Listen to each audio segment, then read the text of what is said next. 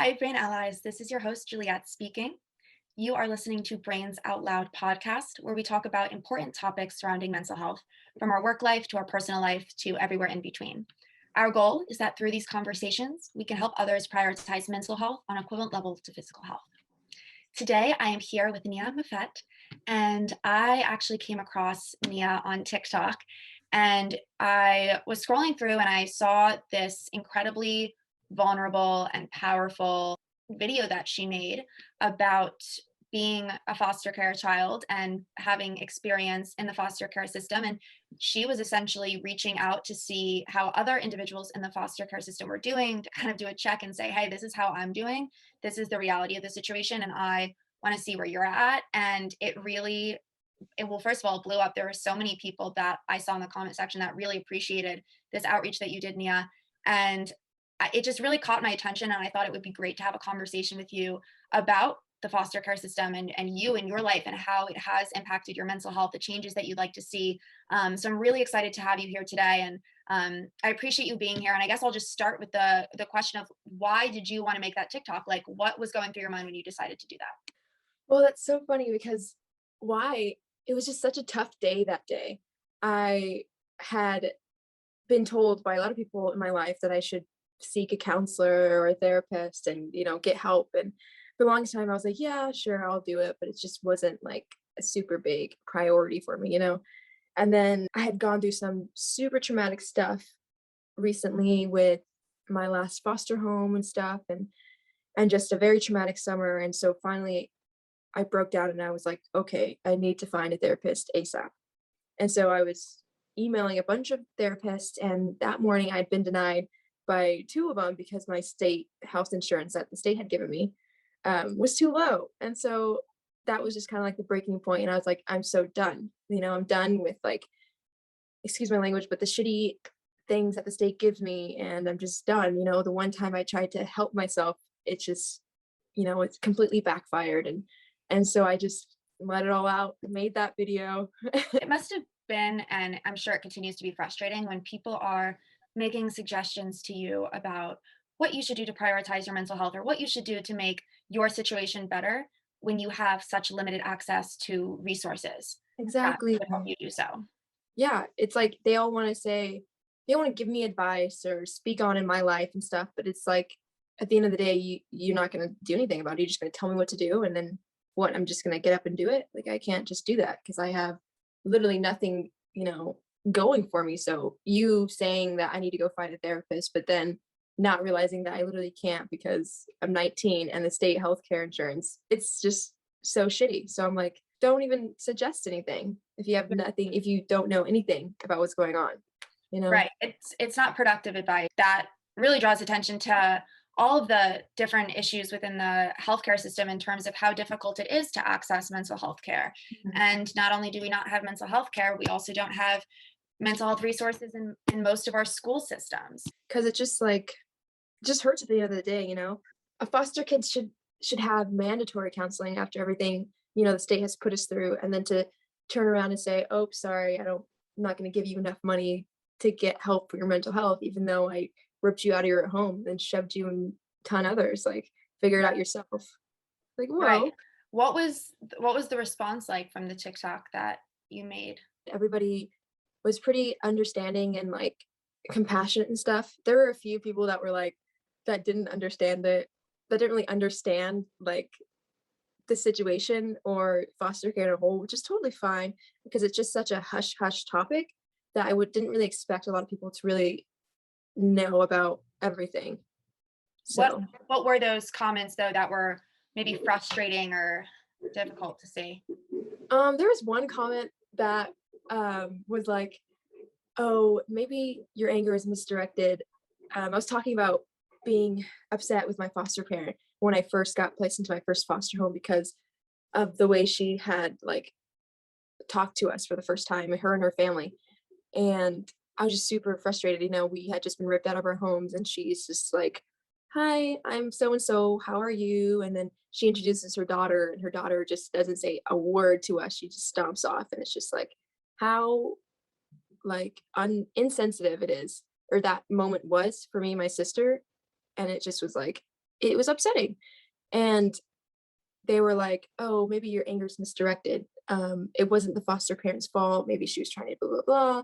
And it's like, yeah, maybe. But at the end of the day, like, you have children. There's got to be a level of understanding. And she's had previous foster kids and stuff, and there has to be a level of understanding of, oh wait, these kids are just taken from a traumatic situation, and I'm like not even caring. What was that initial experience like when you first got into the foster care system? It was hard. It was really hard. So we gone me and my like siblings, we went from no parental like guidance, nothing. I mean, we lived with our mom, but I mean, we were hooligans. We were running rampant every day, every night. I think this one time my mom had told me, I don't ever remember ever talking to my mom, even though we lived in the same apartment, you know? And she had told me one time, she was like, "You're grounded." And I literally looked at her, I was like, "You're funny." And I hopped out my window and I went hang out with my friends. I was 10 years old. And so we went from like by ourselves, Wow. my brothers had to like steal stuff from the store just to feed us that day. And we would just, we literally survived on our own to going from that to the strictest foster home ever. I mean, it was just the biggest shock. And I honestly believe I think I'm still struggling with that now, but like it was just the biggest shock to go from nothing to a woman who's like in your business 24 hours of the day. And Right. even though like my sister and I were so independent from such a young age, and she was 8 at the time and she was running around rampant day and night. And so going from that to a foster home, it was kind of like it was quite funny because we didn't ask for anything because we didn't need anything. And that also is hard for the parent too. But yeah, it was just tough getting used to having to listen to someone. When you first got into the foster care system, did you start by meeting with a counselor consistently, or did you have any kind of support? Because that's a really unusual circumstance to just be kind of thrown and placed in a new family. They had the right idea, but they just executed it poorly. So we did have a counselor. We started off in therapy. It was okay at first, but then once I started like realizing that everything I was telling my counselor was also she was also telling my foster mom, it kind of got worse from there. And I stopped talking to the counselor and stopped talking, period. And um the last counseling session I had, she what's it called? All of a sudden bombarded us with a phone call from like my grandma that we haven't seen in like years on my it was my dad's mom. And she's crazy. And we were sitting there, we're like, why would you do that? Like that could have been so traumatic for us. And me and my little sister were just like sitting there, like, what is this? Like, you don't tell us. And all of a sudden on the phone is my grandma. Like, There's no warning, there's no yeah, preparation. nothing. And then it was just like weird. And after that, I refused to go to any counseling session. And so I haven't been to a therapist since that. So that was kind of like a, what's it called? That was kind of like a reason why I took so long actually try to get another therapist because I was like, I don't want to go through that again, and just Right. didn't think. You had a negative association with that type of support. Hmm. That seems very problematic to me that the therapist was telling the foster mother everything that you were sharing, because how does that have any type of, patient doctor confidentiality? Yeah, I feel like it should have been more like trustworthy. I should have been able to trust her, but I couldn't at all. And I was already struggling with that, and the fact that she would turn around and just tell her everything, it also felt like my foster mom was using that against my sister and I, everything we would tell her, and it was just like, why? So Yeah. that was also hard for us to really talk about anything with anyone after that. So, So you got put in foster care without any real warning, correct?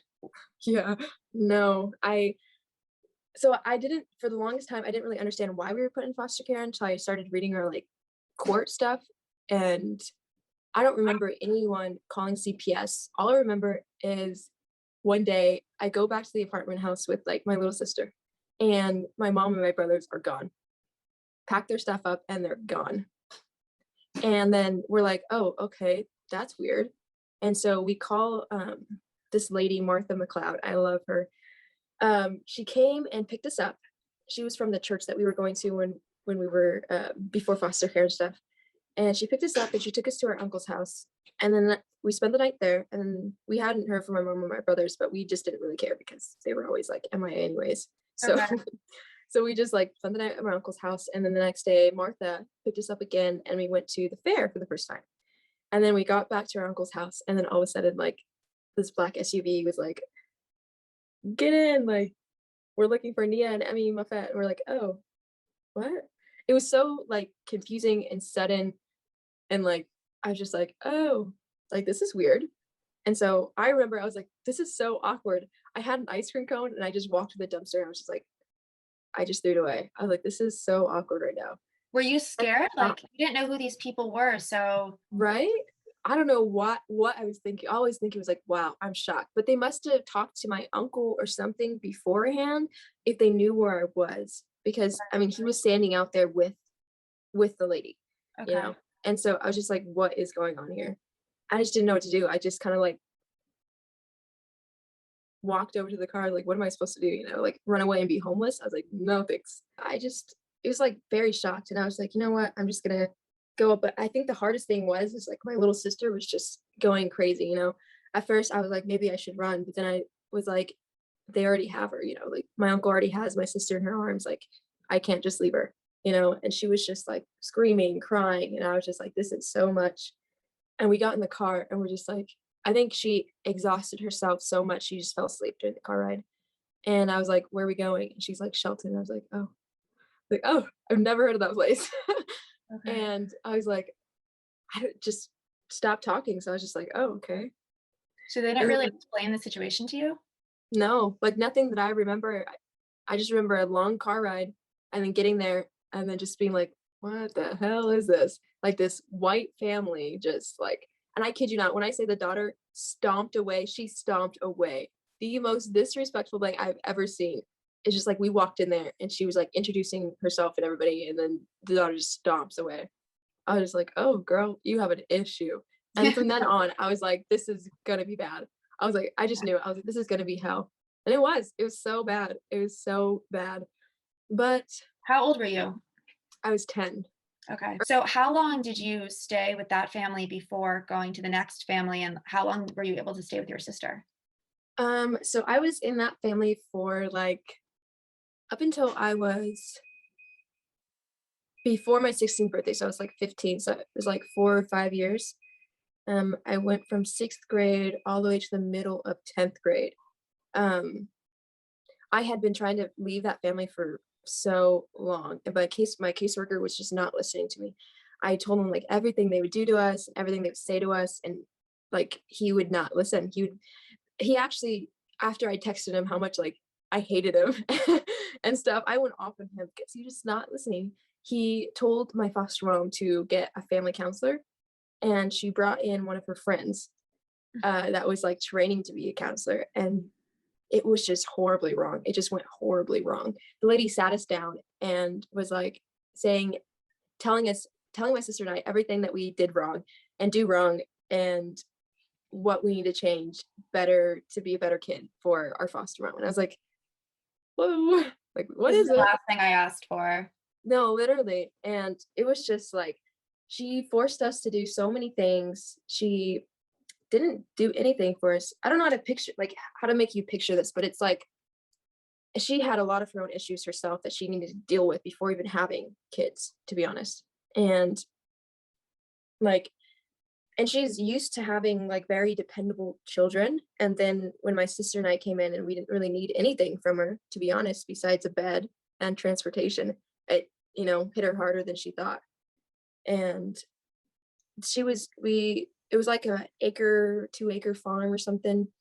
And we did so many chores every single day. It just felt like labor. And it felt like it was just like, I don't know how to explain it, but she would often remind us this is not permanent. This is a hotel. Like, this is like a hotel. Like, you're only going to stay here if I want you here. And yeah, I was just really messed up. And so as soon as she said that to me, like, for the first time. I was like, okay, fine, like, I see how it is. Yeah. And basically started treating her like how she was treating me. I was like, you know what? You're not my mother. You're only a host. And that's what I'm treating you as. So that's how I treated her as. I would barely talk to her. I went to school all day, came home, did chores, and she wouldn't pick me up. So I would have to wait an hour after school for the bus. And then I would get to the bus stop and walk a mile home, get it home at like 8, do my chores, lock myself in my room, homework every single night, 5 days a week. And then on the weekends, if she allowed me to, I would go to a friend's house or something. And then once my freshman year came around, and she had nothing else to ground me over, because she would always ground me over friends and blah blah blah. And I was trying out for basketball, and I don't know what her problem was, but she wanted to take everything away from me. I went to the tryouts for basketball, and I wasn't supposed to because she tried to ground me from sports, but I was like, that's kind of wrong because sports is a part of school, and you can't really do that. I was like, you're overstepping your boundaries here, Right. or you're overstepping, like, you know, you're a host, you're not my mom. Like, you can't Right. ground me for sports. And she showed up to my basketball tryouts and pulled me out. And it was the most embarrassing moment of my life. Oh my Lord. It was so bad.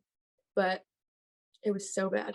Did you did this school did you feel like you had support at school at all? Like, what was the reaction of, like, the basketball coach when that happened? Or did they reach out and see if you were okay? Or, like, were you a like, did you feel like you had anybody to go to be like, "This is the situation that's happening?"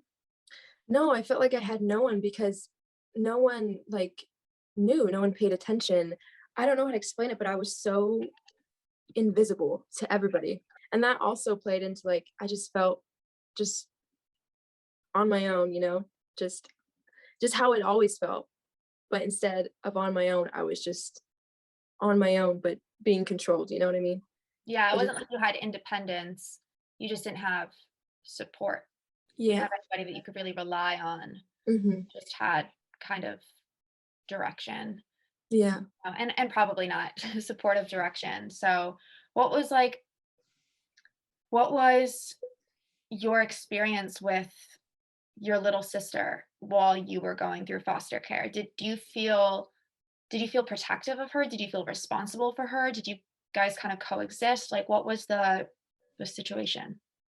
We had, like I was just talking to her about this the other day. We had very different, like, experiences, honestly. Um, I don't know why, but when we were in foster care together, it kind of drove us apart, like, a lot. I mean, even before foster care, I wasn't the closest with any of my siblings just because we were even though we were all close in ages, 2 years apart, each of us, we still, like, we had our own things going on, and we just never really clicked. You And weren't so really when a we unit. Huh? You weren't really a unit. Yeah, we weren't at all. And I mean, my little sister was glued to my mom when we were, before foster care, and I barely saw my mom, and so we just were so different, and then being thrown together, having to see each other every single day, every single minute, we kinda just fought a lot. And especially since I was getting pressure from the foster mom quite a bit, it was just hard, not seeing her because she was, like, seen as, like, the baby, which was fine with me. It's Right. just, like, I was just getting a lot of negative attention from my foster mom to the point where I was just not talking to anyone. I wouldn't talk to my sister, I wouldn't talk to her. I mean, it was strictly school, sports, home, alone. I just didn't want to have to interact with them and just, feel shitty, every single day. And I just didn't want to be there. Her daughter would tell me, she was like, I'm gonna beat your head in with a baseball bat. I mean, everybody hated me. I mean, when I say everybody, everybody hated me. The last time I saw her, we were having an argument in the car on the way to pick up her niece to school, and my sister was in the back seat. And I was like, she said something to me. I was like, well, if you weren't such a bad mom, and she stopped the car, told me to get out. And that's the last time I saw her. She left me on the side of the road and I had to call my caseworker. I was like, you see, I told you for years. I was like, I told you for years, get me out of here. And now look what this got me. Got me on the side of the road with no one. I was like, thank you. And then she goes and lies to my caseworker and was like, Nia cursed me out. And she was saying blah, blah, blah, blah, blah, blah. And I was like, that's a lie because I have never cursed her out. My sister was in the back seat. She was like, Nia didn't say one single curse word. All she said was, you're a bad mom. And she got overly offended, kicked me out.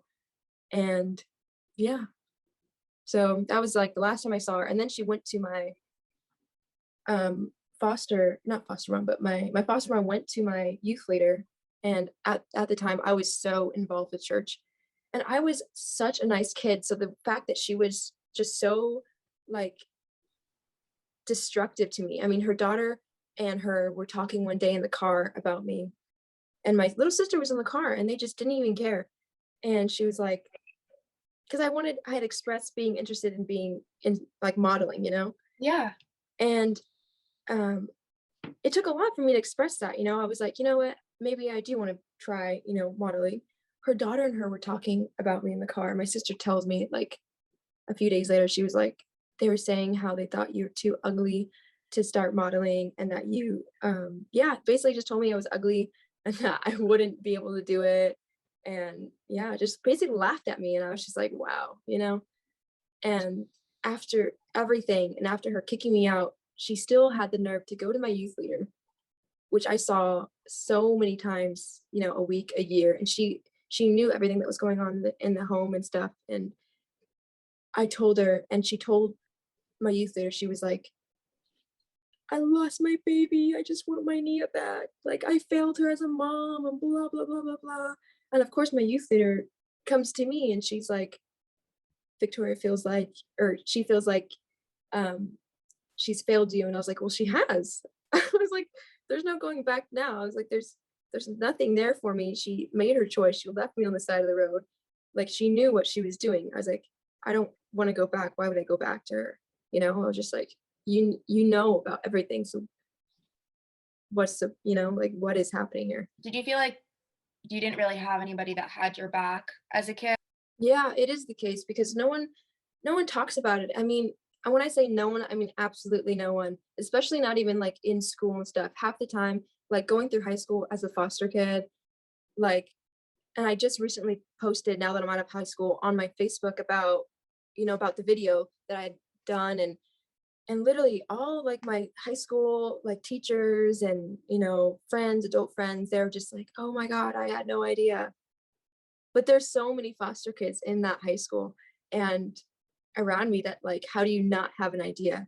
It's like, don't you ever worry about like these kids? Like, are you interested, in their lives? Like, do you just assume everybody lives with their parents? Like, I don't understand when I showed up with like a white family, they didn't like, when I expressed my concerns about not having a ride or not having support, I didn't, no one was like, oh, why?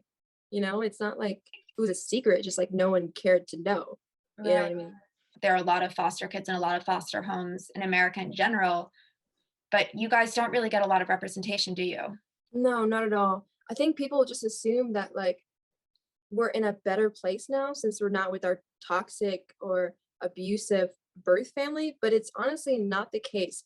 Me and my sister and my siblings probably would have ended up perfectly fine with like even with being in such a like a terrible like family home situation, we would have been perfectly fine. I mean, regardless of not having any parental figures in our life, we were still going to school. We were still, looking after ourselves. It's not like we, had any big injuries or anything. I mean, I broke my arm, but I was 10, kids play.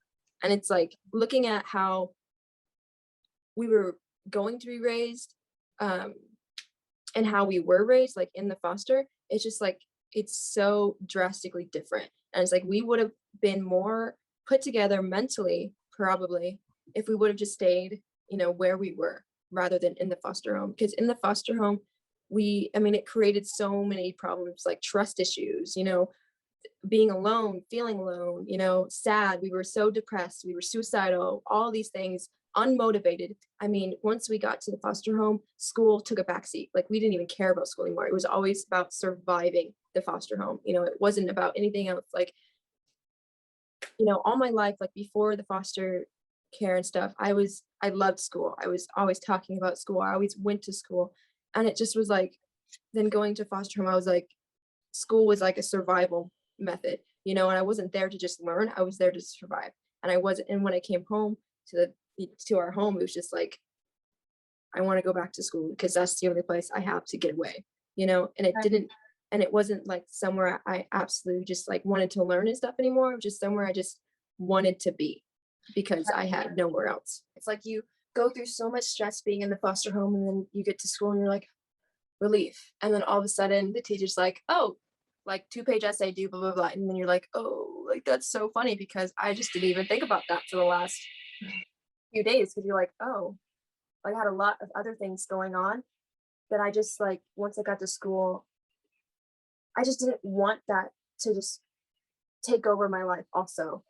And so I just didn't care about my grades as much. And then at the end of the year when my grades were bad, I was just like, Ne'A, what is going on? I put a lot of pressure on myself because I didn't realize what I was doing with school. Right. I realized that I was just using it as an escape and not somewhere I actually wanted to go and learn. I was just putting it at a back burner. I was like, you know what? That's not even the most important thing in my life right now. I want to push it away, you know? And so, yeah. And then that also created a lot of stress too, because part of me wanted to be really smart, but the other part just wanted to survive and not have any stress. But then I feel bad about myself when I didn't get good grades. And it Yeah, just played into each other. It was just like a vicious cycle all through high school. that makes sense. So When you left the first foster care home, was that your first separation from your sister? it was it was weird. It wasn't like we had missed each other because, like I said, we had very different experiences. And I'd honestly love for you to hear her side, but she doesn't really like to talk about it very much. But it was very different. She actually really liked our first foster home, especially after like I left because she had more attention. You know what I mean? More attention. But Yeah. for me, it was easy to leave. Honestly, I was done with being the center of attention, like negative attention. I was done being just demoted every single day, and I had been placed with this family that I kind of chose because they had no more like foster families nearby in my town that were able to take any kids in. The nearest was like an hour away. And I was like, I don't really want to go an hour away from my sister. I was like, yeah, we'll be separated, but I don't want to leave that far. And I was already in 10th grade in high school and I had to switch homes. And so I didn't give myself enough credit for that, but that was also really hard. I started living with one of my friend's parents. She was my best friend at the time and she had offered and it sounded good because I mean I had nowhere else to go at the time. So I was like, yeah, let's do it, why not? And it was really great in the beginning. I mean, I had some reservations at first. I told them I was like, look, you guys, like if we do this and if we go through this with, I don't want to have to switch homes again. I don't in the middle of high school. If we do this, I want it to be permanent. I want somewhere to go to if I decide to go to college and I want somewhere to come back to for Christmas and the holidays. I want somewhere that's comfortable. And I was like, that's the only thing I want. No matter what, I just want somewhere I can always go. Cause that's what my biggest fear was going to college and then being stuck there and not having anywhere to go. You know what I mean? And I made them promise in a meeting we had with my caseworker and stuff. And they did. They're like, we promise to love you forever. And, no matter what, you can always come home. And I was like, okay, it's a done deal. Like, all right then. And so it was great. It was so good for a while. And then it kind of like, went downhill really fast. So the family had 2 daughters and 2 sons, biological. And I was the only like foster kid and stuff. And the oldest girl was my age, so that was my friend, and the youngest was 4 years younger than us. So it was kind of a big age gap. And I knew at first when I went in, it's going to be hard for the youngest because I was taking the attention of her older sister, all the time. And so that was kind of hard for a little bit. But then like the older sister started getting also jealous because I was taking more time away from their mom. And I just think it was a lot harder than they realized to have me there. And so that was kind of hard for me because I'm like, I just wanted to, join this family, but it just wasn't working out the way we all had thought, basically. And so I was struggling with like love issues and like, you know, and I know the mom was struggling with like equalness, showing love to the kids equally and blah blah blah. But yeah, basically her and her husband got a divorce while I was in the home, and that was okay. But she got really sad, and we kind of were all there for her, and it was good and stuff. They ended up then they ended up being like, I just don't know how to explain it. Like it was fine, but then like they gradually got more and more like manipulative towards me, and I just didn't I didn't see it at first because I wanted to just blindly be like, everything's good, what to do, because I just didn't want to move. I didn't want anything to happen, I just wanted somewhere to be, stable.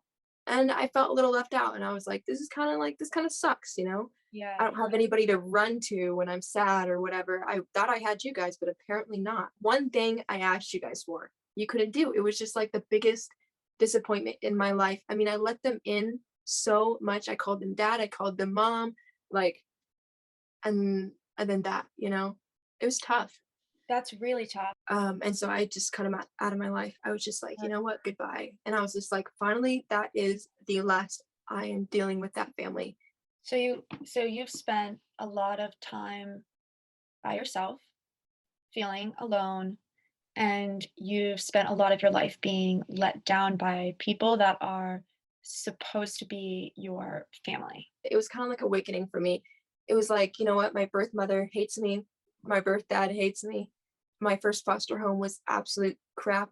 My second foster home, the one time I wanted to let somebody in and be my parent, just completely destroyed me. And so what I wanted after that was just nothing to do with parents. I mean, I still don't want anything to do with parents. I mean, like right now I'm living with my pastor and his wife, and it's still hard, you know, to let them into my life. And I know they so want to be those parental figures for me, but I just don't think they understand this. It's so hard for me to let them in. I mean, it's just like it's not it's just like it's just like too much, too much has happened and I'm already this old. I do most things by myself and it's just like I just don't see the need anymore. I don't see the need to have parents. I'm far past that and I feel like I've always been that way. I feel like I've just not meant for just two people. I mean, after that family cut me off, I just went to a frenzy.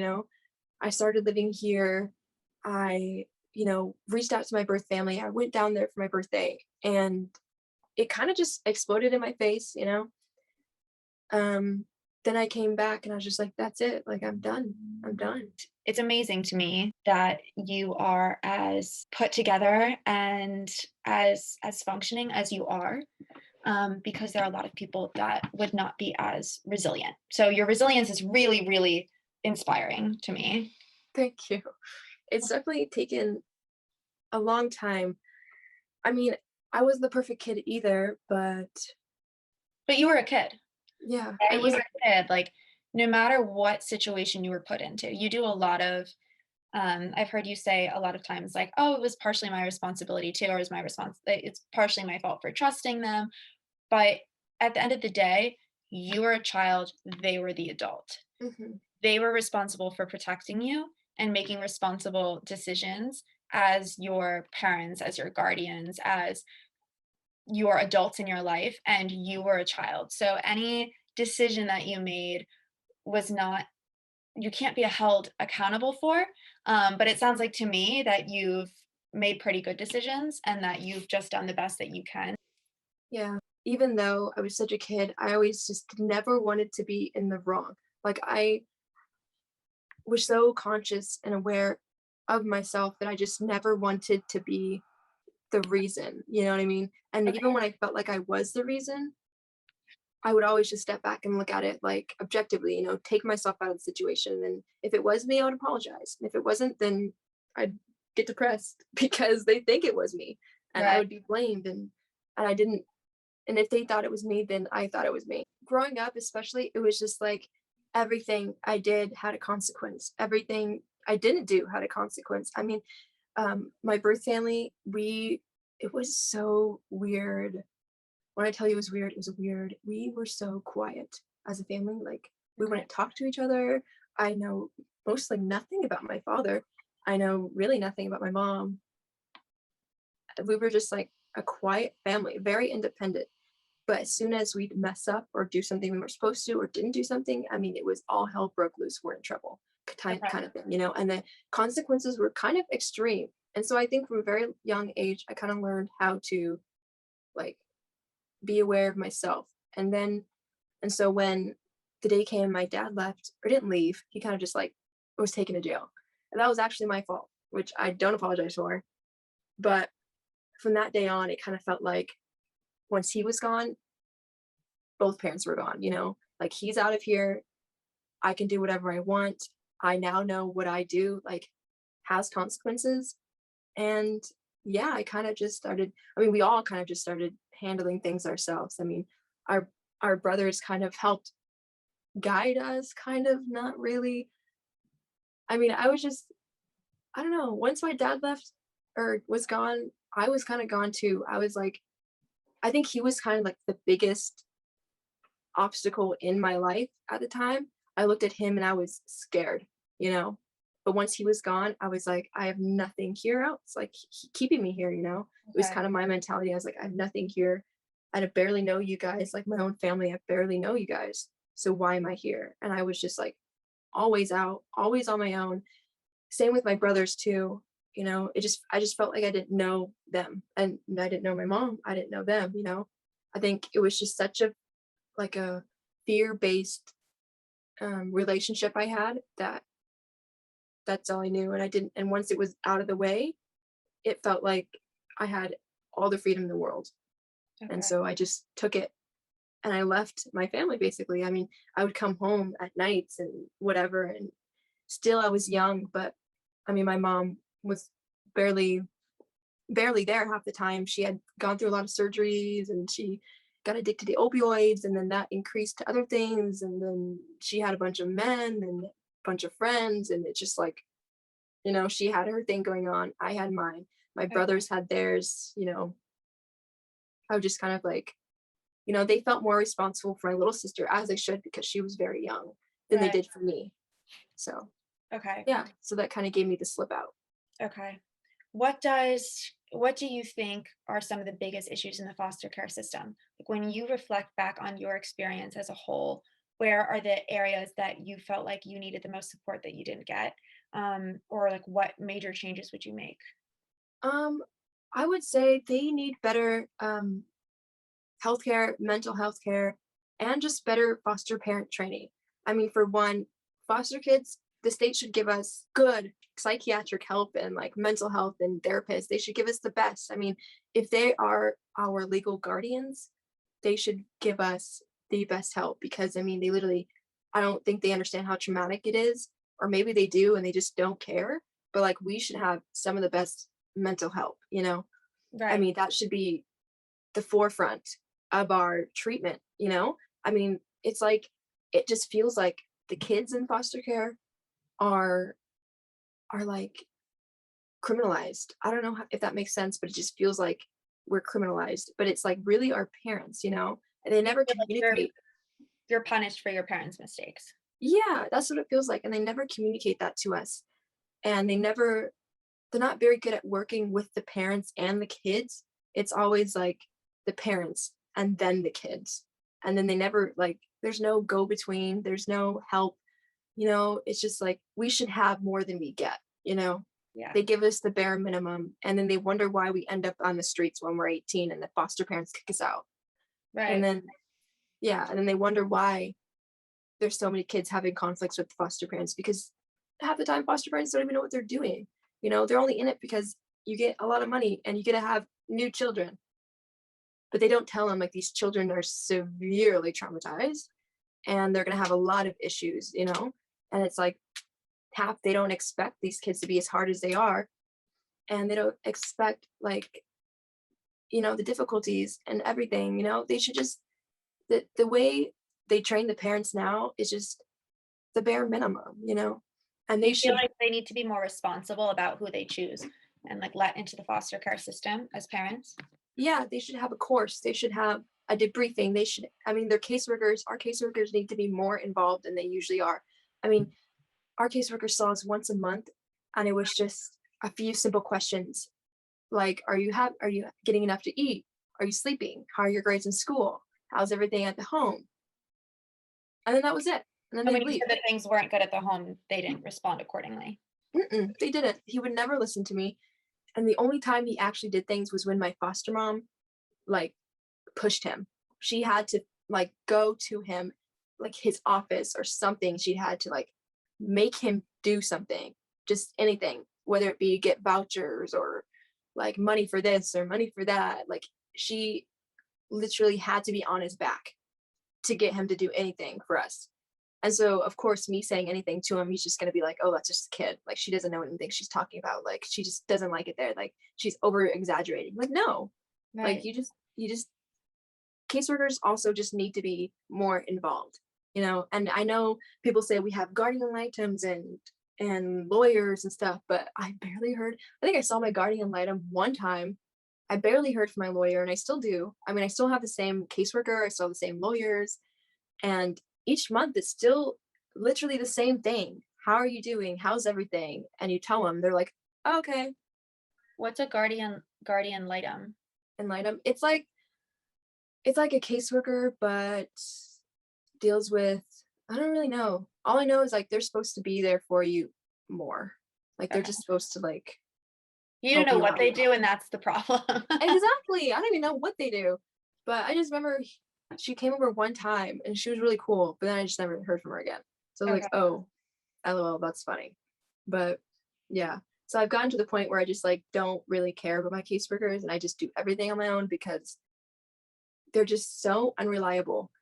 And I mean, every time they ask me for an update in my life, I tell them, they're like, oh my God, you're doing so good. I'm like, thank you. It's because I literally stopped trying to ask for help for you guys. So I had Yeah. to do it all by myself.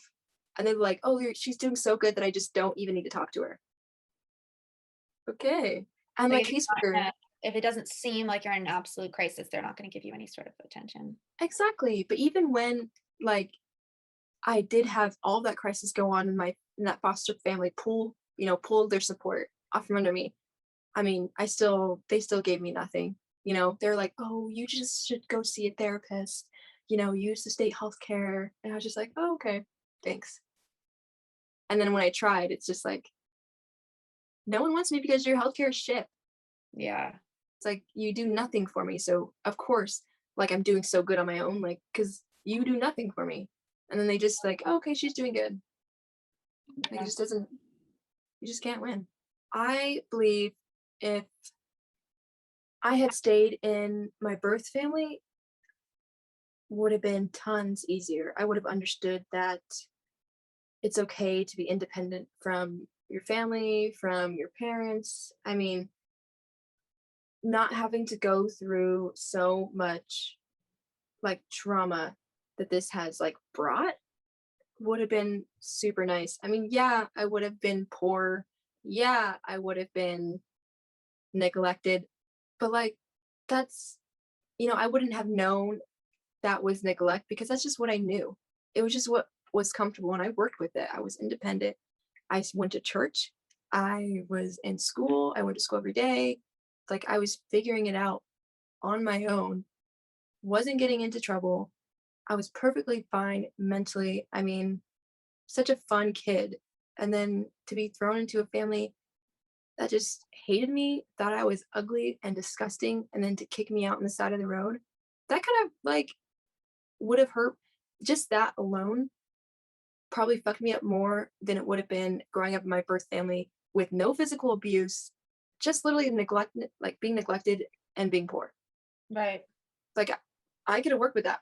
Like I was poor, even though I was in foster care. Like, But it's difficult that it's unfair that you have to go back and reflect on your childhood and think about which one of those situations would yeah, lead to a better fate, because neither of them are ideal situations for a child. mm, And I think really at the end of the day, might you be right about the fact that had you never gone into the foster care system, you would have had less traumatic experiences. Um, Really, what the foster care system needs to do is if they make the decision that a childhood home is distraught to the point where the children need to be removed, they need to find an appropriate, caring, loving family. And yeah, there are so many people that want to have kids that can't have kids. And exactly. to make the opportunity to have a child or to foster a child um, be driven by money, I think is just so dangerous. I think it's It's very very dangerous. dangerous. And that's why like half the foster kids in the system, most of the foster kids in the system are homeless. They run away, they're homeless, they're living on their own, like, they're just shitty situations. And I know like talking, like my brothers were talking to me about it. They're like, because they ran away from their foster home and ended up living down south with my dad. And I was just like, I wouldn't have wanted to do that. But like, Right. they're like, oh, I'm glad you guys stayed in foster care.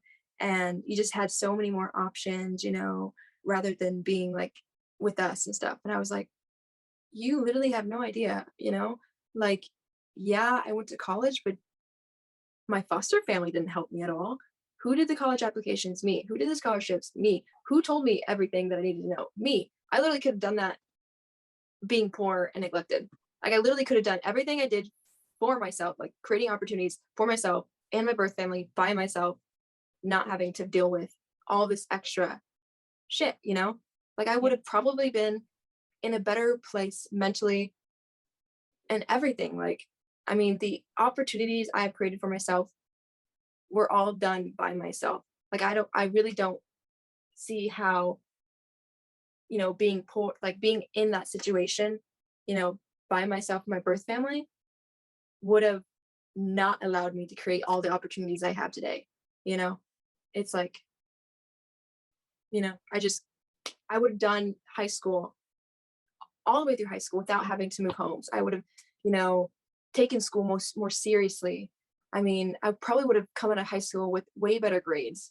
You know, I probably would have been working jobs, but like, who doesn't work jobs in high school? I probably still would have done sports. I mean, I just don't see how foster care was just such a necessity for us, or half the time. And just like, it just feels like it's just such a, I just feel like I have bad luck. Bad luck. So, I mean, that could be true to some degree, but I don't think there's many people in the foster care system that I don't know, actually, maybe this is a better question for me to ask you. Do you think that there are more children in the foster care system that benefit from the system or that are hurt by it? I think it really depends on case to case. I believe that if a kid is in a home that isn't being like physically abused, or just isn't being like, their life isn't threatened, you know what I mean? Mhm. Then I think it's probably best to keep them where they are comfortable. But I know there are really extreme cases, like children being abused by parents Yeah, or outside forces that they need to be removed from immediately. But like right. kids who are just poor, you know, just poor and maybe have a dirty home. My home, yeah, it was dirty. But like, did you see my grades?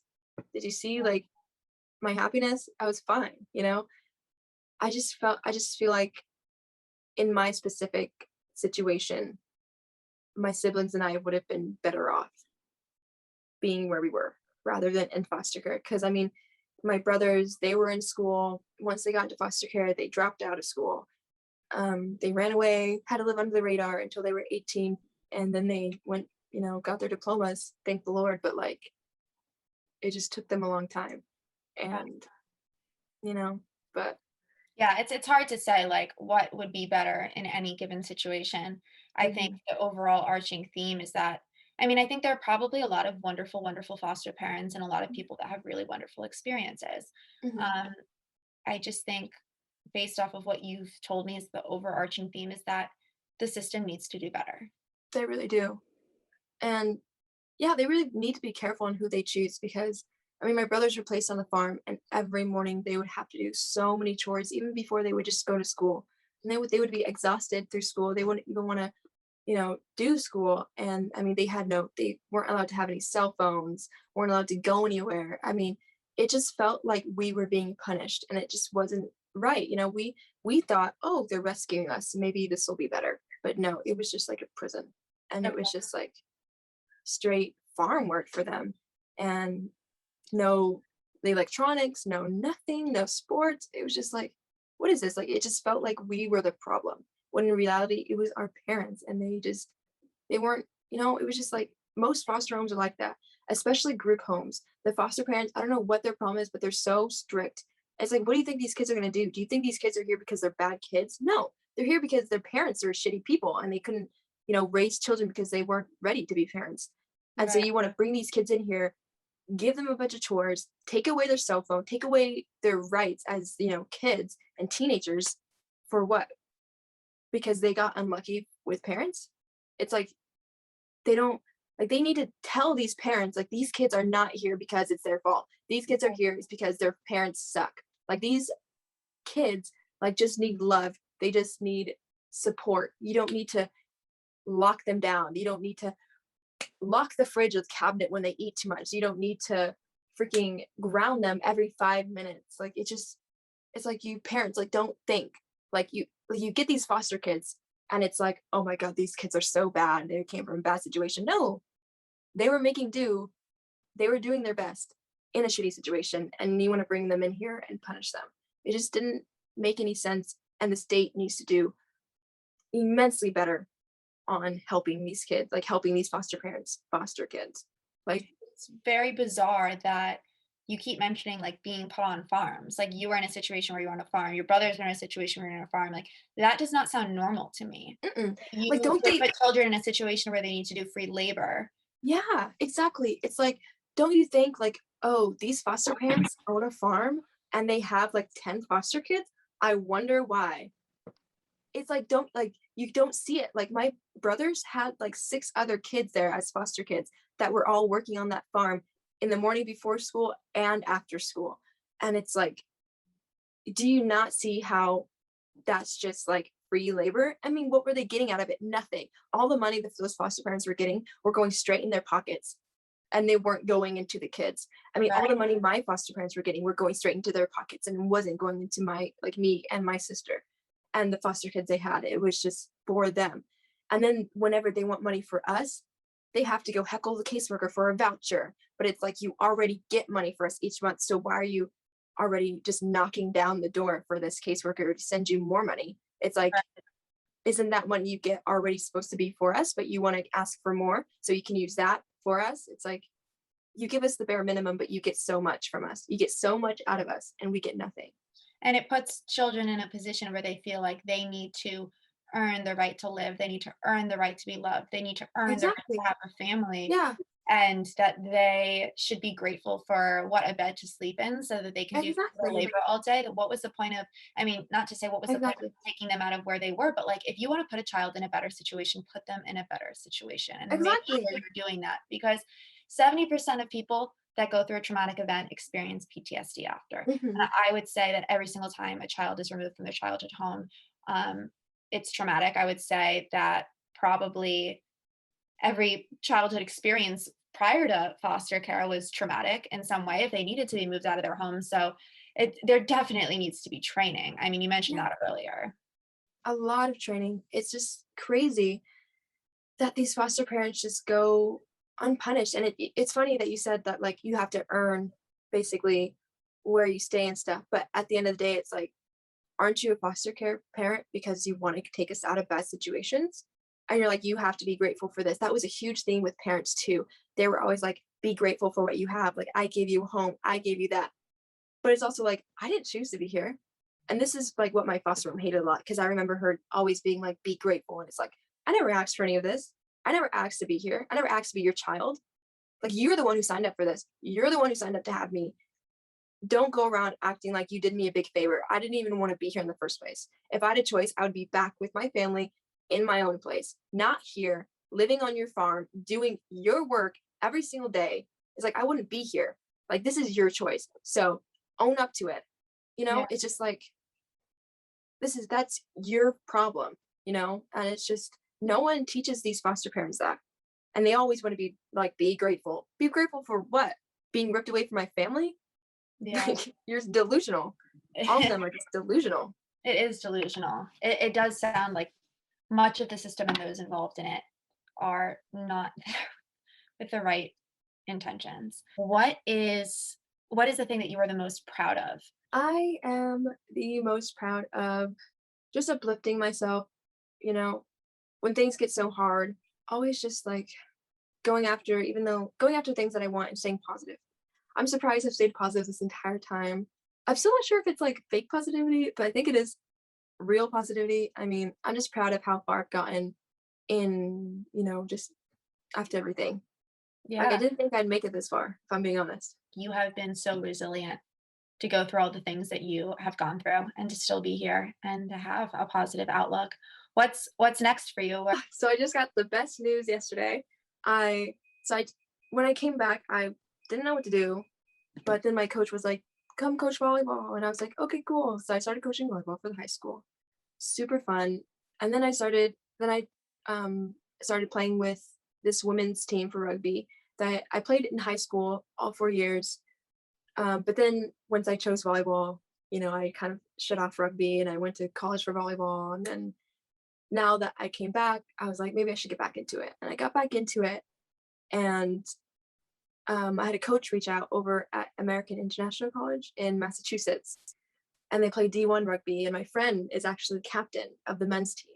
And so we exchanged a few emails and stuff. And I applied to the college, and I'm going to go play in January for their seventh season. No Yeah. way. Yep. And they gave me a scholarship, and I just found out yesterday.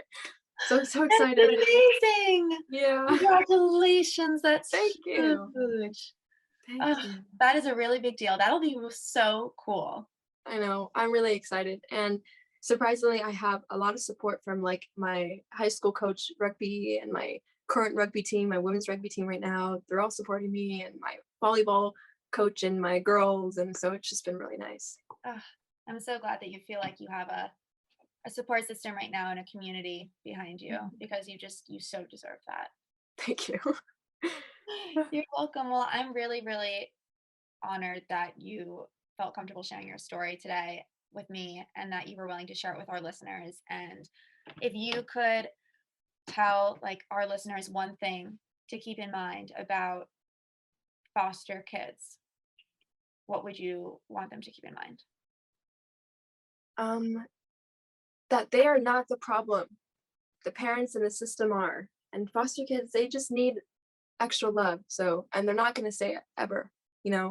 They've been just hushed for so long. But if you know one, or if you want to know one, go to your local schools, figure it out, help them, take them out to coffee, be a mentor, give them an escape, anything.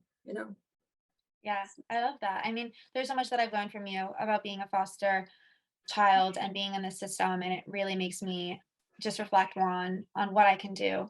And like you said, people in your community or at your school didn't know what you were going through, so it's just yeah another reminder that you never know what someone's going through. You never know what their home life looks like. You never know what's going on inside their head, and we need to be compassionate and kind to one Yeah. another. Exactly. Thank you so much for being with us here today, Nia. I really appreciate it. And thank you to our listeners for listening to another episode of Brains Out Loud. You can find us on Apple Podcasts or Spotify, and you can find clips of our episodes on our Instagram at Mental Health Global Network.